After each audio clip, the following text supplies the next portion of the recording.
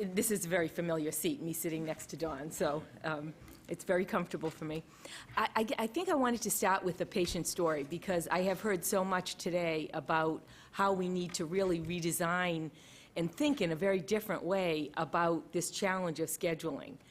To me, it prompts me to think back about this last year I've spent interviewing a lot of people around the country, around the world, and asking them what Susan Edgman-Levitan would say, not what's the matter, but what matters to you. In fact, I start even before that by saying, what does health mean to you? So recently, I met a woman. I've known her for a while, but I went and spent some time with her at her apartment. Her name is Carola. She's a retired physician. And I said to Carola, what does health mean to you? And she said, well, she said, I want to be able to serve society. She said, I look out and I see need, and to me, if I'm free of pain, then I can go out and serve society. Indeed, she does two things for me at IHI. One is she founded and leads a work group for the young employees who have children.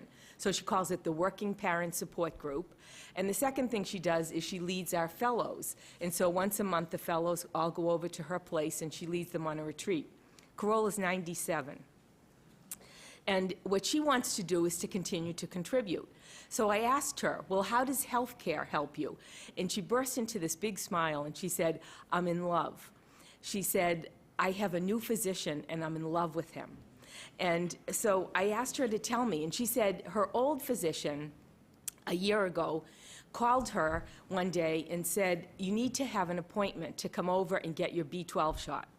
And she said, well, I'm a physician. I have lots of physicians around. Could you write a prescription to CVS? I'll pick it up and give it to myself. And the doctor said, no, we don't do that.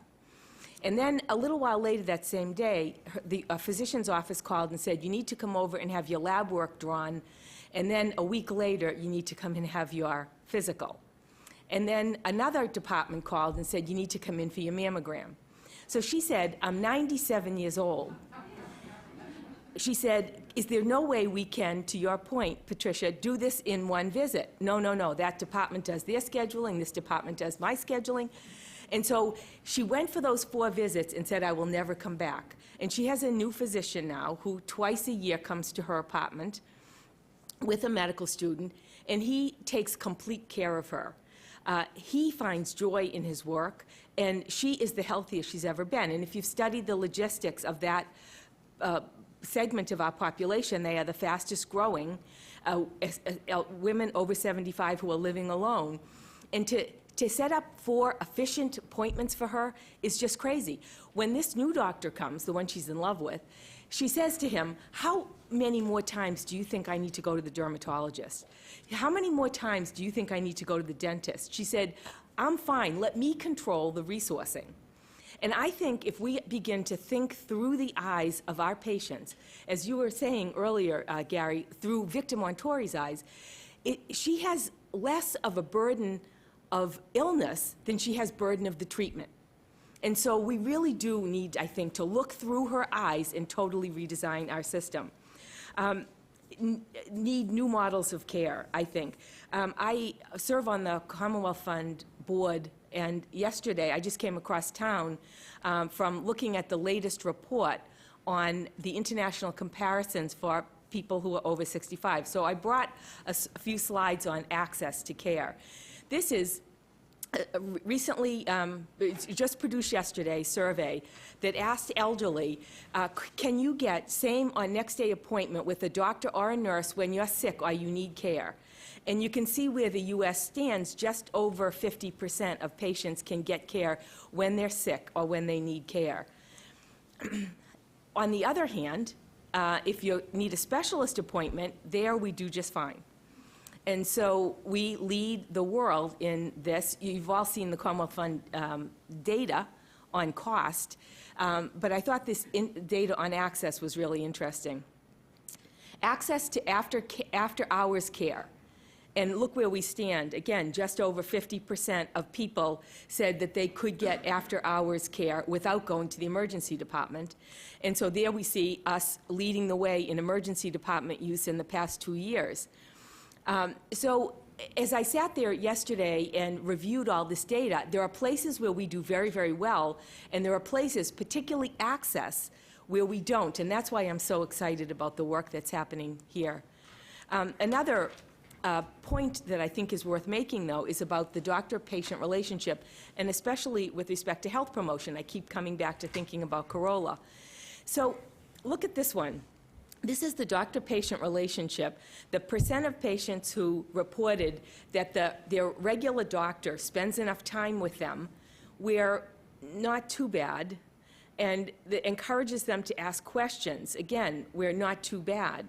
So when you start to think about this one, I really liked, was the percent of people who reported that a healthcare professional talked to them about a healthy diet or exercise, we're leading the way, and things that cause stress, we're doing okay. Now, here's my worry. Everybody in the country is talking about going from volume to value, and what we're seeing is that volume actually does produce some better health. So I think we need not to shift from volume to value in terms of visits, but we need to really remodel and rethink how we provide care. It can be all the things we talked about today, electronic connections with patients, telehealth, but just cutting down on things is going to drive us in exactly the wrong direction.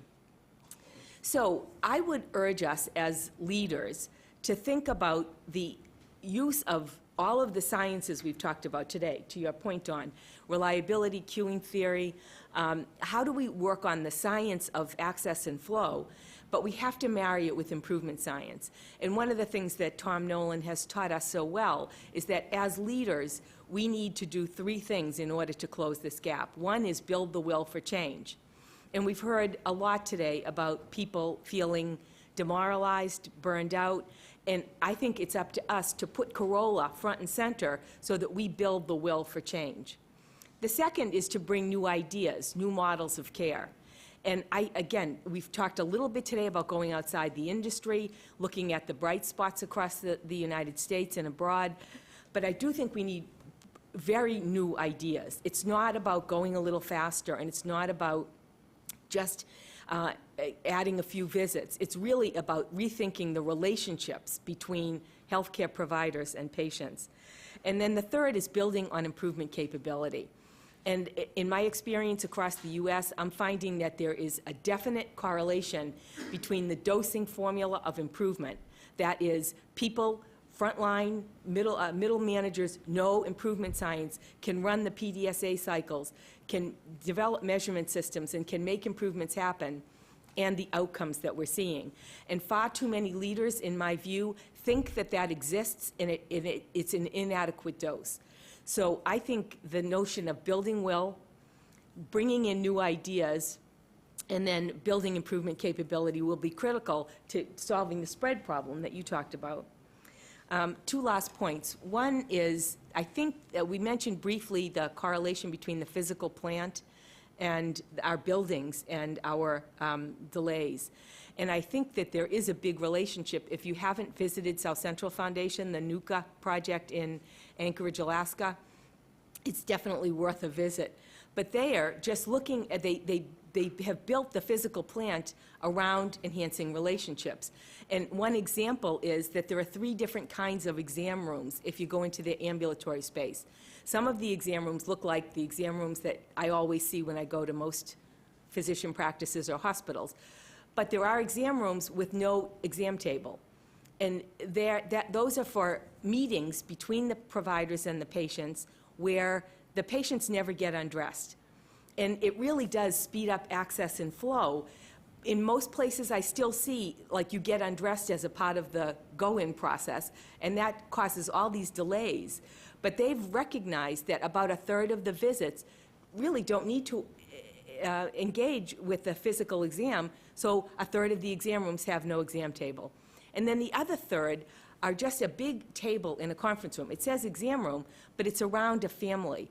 And the whole family comes in for the meeting. It's expeditious, it's very effective, but I would just ask us to really step outside the current system and think, does the physical plant engage us in flow, or is it causing delays? And then finally, I would just tell you, I'll put in a little plug for an improvement project that we're leading at IHI right now. We're calling it the 10% Project. And Kate Armate, our head of innovation, is leading a project to take a look at where patients are in the system, because we firmly believe that 10% of patients who are in ICUs, that's actually an understatement, don't need to be there.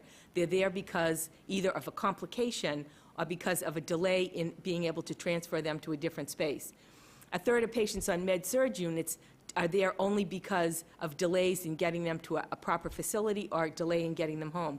A third of patients in the ED don't need to be there. A third of patients in a physician practice don't need to be there. So the 10% Project is basically aimed at right-sizing, and it's going to really, I think, drive new designs in care so that we can begin to think about Corolla and what's the best place for Corolla to get her care. So thank you.